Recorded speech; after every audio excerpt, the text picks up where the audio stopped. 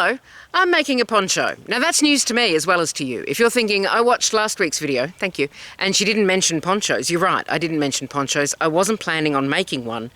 Sometimes ponchos just happen to a person. So the plan last week was actually to warp up with this one. This is Cleckheaton Fleur. It's discontinued. It's from my aunt's stash, and it is this astonishingly fabulous blue. And I've been dying to use it on the loom. I think it's going to weave up really interestingly. However, it's fluffy. And the thing about weaving with a fluffy yarn is if you've got a fluffy yarn next to a fluffy yarn, when you raise and lower the heddle, the yarn sort of moves in a group rather than in individual strands, which is not ideal. It's workable, you can work around it. But I thought it would be easier and more fun if I just put a different yarn between each strand of this so that everything wouldn't hang on to each other. So on the shade card, I ordered some from the Bendigo Wool and Mills, obviously. On the shade card, I found a blue that looked quite good with this, I thought. But then the blue arrived. This is the blue. This is, I've got the label upside down and I can't read it. This is Bendigo Wool and Mills 4-ply cotton in blue ice. It's a fantastic blue. I really like it. It's beautiful. I don't think they sit well together. I'm not quite sure how to explain that. I think this one is just a little bit of a flat blue and this one is a little bit more... I don't usually say the word zesty, and there's a reason, but I'm going to say zesty.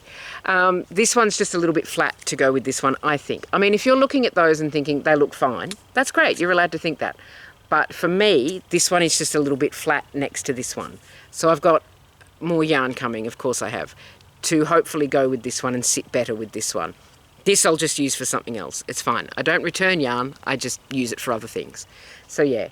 Beautiful blues. This one's gorgeous, but together they're just not doing it for me. So plan B for that one. So that meant I had an empty loom. And then somebody in the Rigid Heddle weaving group said, does anyone know how to make a poncho? And I thought, oh, you know, I was going to make a poncho. I was going to use up my scrap yarn and my magic ball and make a poncho. And there's a diagram that floats around in that group from time to time, which has the measurements and the construction instructions for a 2-panel poncho. So you weave 2 panels and then you sew them together in a sort of, you kind of go like that with them. Stop me if I get technical. And then you have a poncho. And I thought, I must see if I can find that diagram because I know I saved it somewhere on the disaster that is my hard drive. But then somebody posted it in the comments anyway. And so off we went and we made a poncho. Well, we haven't made it yet. I haven't made it yet. But I've woven the panel for it. So I'm down here again for a second. So this is a scrap project. All of the warp, which is the stripes going up and down there, all of that warp is stuff from the stash that was partially used. If I've got like half a ball or, you know, a good third of a ball, I put it back in the stash because there's often enough there to do something else with. But then I often never end up doing anything else with it, so it just sits in the stash. So all of the warp on this is those scrap balls or those half balls that have gone back into the stash. Am I in shot? I can't tell. Maybe if I go like that. There is quite a hill though, and I don't want to fall down it. Not today, maybe tomorrow. Now, I've forgotten what I was saying. Anyway, so this is my scrap warp, and then for the weft, I'm going to show you what the weft is. It is my magic ball. I love my magic ball. I actually have 2 of these. This is one of them. This is my leftovers that are too much to throw away, but not enough to like do a significant amount of warping or weaving with. So I tie them together into a magic ball and then just hang on to them until a project reveals itself. I've got another one of these attached to a crochet project that I haven't shown you for a long time because the way it's worked out is I only seem to be working on it once a year when I do the CFA market. So maybe 6 hours a year I'm working on that blanket and it's not going that quickly. But this is one of my magic balls. And I never use as much as I kind of hope to. But I am in this one getting down to yarns that I don't remember, which means we're getting into the historical yarns in the middle here. That's my magic ball. I am thinking also of doing a blanket with this, like a woven one, not a crochet one, because the crochet one's going so slow. That's how my magic ball is currently looking. So I've taken some off. I never use as much as I think I'm going to, but, you know, I've used some of it. So I've done this in 1 panel. You're supposed to weave 2 panels of the same size. I've done this in 1 panel because I didn't want to warp up twice, and because I'm using a mixed warp, these yarns will all have different shrinkage. So if I had done 2 panels with a different warp in each one, when I wet finished it, the panels would end up different sizes. So what I'm going to do is wet finish this, because I haven't done it yet. I've machine stitched the ends so that the thing doesn't fall apart when I wash it. I machine stitch on my weaving. You're allowed to, it's fine. But I will say, if you're going to enter your weaving into a competition or a show or a display, you hand stitch that, because some competitions will straight up disqualify you. So here's the magic ball in use, and as I said, I didn't use as much as I wanted to. Look how cool that chunky yarn is though. Can you see that? I mean, shot. This one with the sort of lumps in it. That's so cool.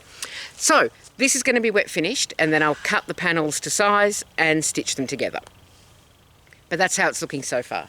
And it's going to be great. There is a way to attach panels together for a poncho where you use the fringe, like you pull half the fringe through and tie knots. I didn't want a fringe on this because I want something I can sort of throw on and then go and deal with the chickens or go for a walk or whatever without getting my fringe tangled. So progress on that. Progress on the project that neither of us knew I was going to be making. Coming along quite well. I'll give it a wash tonight and we'll see how we go. Now, on the little loom last time, I had the Autumny one, and that is off the loom, so I'm going to go back down here and grab that for you. Okay, so this is not only off the loom, it is wet finished and pressed, although I think I just saw an end that I missed. So it's wet finished and pressed, but I did miss trimming one of the ends. It's fine. This is a little bit more subtle than I was hoping it would be. I was hoping that the weft would bloom a little bit more, but it hasn't, and that's okay. I mean, it's bloomed a little bit, but then it did all the blooming it wanted to do and it stopped, and that's fair. So it is, yeah, a little bit more subtle than I was expecting it to be. But you can maybe see that that green, the temperature of that green is shifting. Does that make sense? So it looks a little bit cooler. It's a cool green in the middle where the weft is predominantly blue. But then if we shift it down here, it becomes a warmer green because the weft is predominantly orange. So it is subtle, but there is a difference.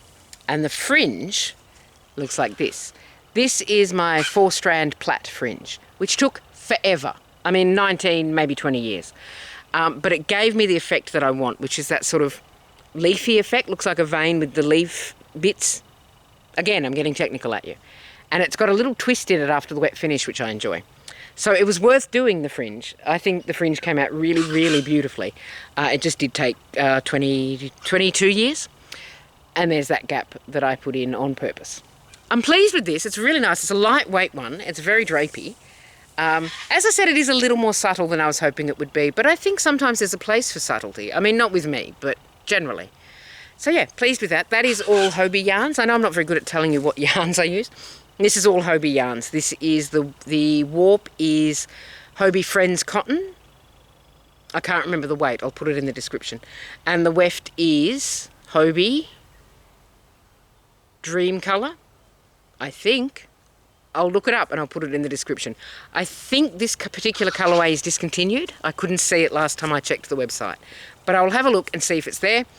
The information will be in the description. You know, the proper information, not me staring at the top of that tree going, what was that called? That's done and I'm happy with it. I just have to trim that end. Now, I do have something on the little loom, and I'm going to go and get the little loom so that I can show you what's on the little loom, because that's why we're all here. Excuse me, just 1 second. All right, don't hit the tripod. Pretend you're a professional. Hello. Hi, I'm back. Here's the little loom, and this is what's on it. Now, this is a quick weave because it's quite a chunky yarn. I'm going to show you it on the shuttle so you can see, and I'll show you that strand there. This is Lion Brand Thick and Quick. It is thick. It has not been quick, but only because I haven't actually been weaving. I haven't sat down to work on it very much. And apparently, if you want your weaving to progress, you need to actually do it, which I didn't know when I signed up for this hobby. I didn't know there was going to be these requirements. Anyway, the reason I'm weaving this is because I have a lot of it in the stash, and despite all of the yarn that I'm currently ordering, which is too much yarn, I am still trying to work down the stash a little bit. I bought this ages ago. I think it was on sale. It would have been, because I think the usual price is the sort of price that makes me go, oh, no, thank you. It's the kind of price that I would gladly pay for better yarn. That's not anything against Lion Brand. They do make a quality yarn. But it's a price that if somebody said to me, I have hand spun or hand dyed this yarn, I would say you are not charging me enough money. But for a mass-produced commercial yarn, it's a little much. Anyway, that's just my opinion on the pricing policy of Lion Brand. if you were wondering. Anyway, I bought this ages and ages and ages ago. I've got masses of it in the stash. And I bought it because the plan was to crochet something fabulous. And I never found a pattern that I really liked with it. So it's just been sitting in the stash, partially crocheted, then undone, then frogged, and then started again. And I've tried multiple patterns. I've never found anything that I particularly liked with it. And I thought, well, I'm sick of moving it out of the way and it's getting tangled with other stuff. Let's stick it on the loom. So it is on the loom. I think it's coming up quite interestingly, which I like. And it did give me an excuse to use my 5-dent heddle twig, which I haven't used, I don't think, on the little loom. So the heddle size, that's a 5-dent, because this is a chunky yarn. The dent number is how many ends or how many threads you will have per inch. So in this case 5, because it's quite a wide one. Usually I use a 7.5, which is a little narrower, or a 10, which is narrower still. Again, I'm being technical and helpful. So that's working up quite well. It's just a plain weave. I'm liking how the colours are playing. I did have one of this similar weight because I made a frog out of this. I'll see if I can find a photograph of the frog and put a photograph of the frog here. And I did buy a similar weight to use for the frog belly, and I was going to break up this warp with some just plain white, but it was too white. It's too bright. This is more of a cream, and the white was just, it was too much. It was like a new tooth. Does that make sense? Is that something people still say? I'm very old. Anyway, that's on the little loom. That will definitely be off the little loom by next week because it is coming along very quickly. Hopefully it will be wet finished. I am scratching my head. I don't have lice. What I do have is a lot of mosquitoes. I am being feasted upon by mosquitoes currently. Just a little bit of behind the scenes there. Anyway, that's all I have for you this week. Next week I should have this off the loom. I should have a poncho that I can show you in the event that we ever get any cool weather, because this April has been far too warm. But we might get some cool weather. It does well to be prepared. That's all I have for you this week. Take care of yourself. Have a lovely rest of your week, and I will see you next time. Bye for now.